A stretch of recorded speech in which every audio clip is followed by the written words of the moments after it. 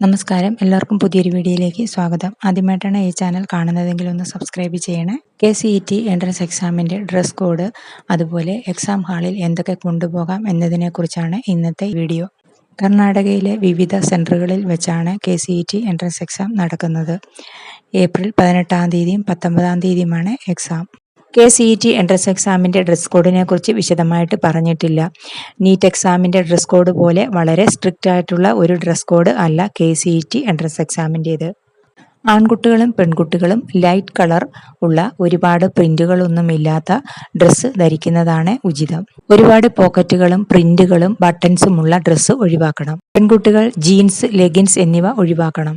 Exam ഹാളിൽ electronic devices കൊണ്ടുപോകാൻ പാടില്ല. Mobile phone, calculator, smart watch എന്നിവയെല്ലാം ഒഴിവാക്കണം. ഷൂസ് അലൗഡ് അല്ല. സിമ്പിളായിട്ടുള്ള സ്ലിപ്പേഴ്സ് ഇടുന്നതാണ് നല്ലത്. ഹീല് കുറഞ്ഞ സ്ലിപ്പേഴ്സും സാൻഡൽസും ഉപയോഗിക്കുന്നതാണ് നല്ലത്.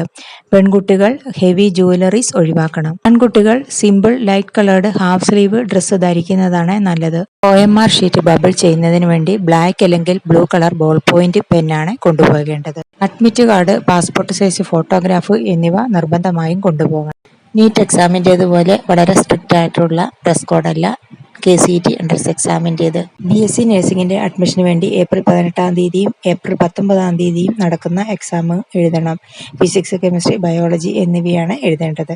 വീഡിയോ എല്ലാവർക്കും ഇഷ്ടപ്പെട്ടു എന്ന് വിചാരിക്കുന്നു. നിങ്ങളുടെ അഭിപ്രായങ്ങളും സംശയങ്ങളും ഒക്കെ കമൻറ്റിൽ പറയണേ. അടുത്ത ഒരു വീഡിയോ ആയിട്ട് വരുന്നത് വരെ ബായ്.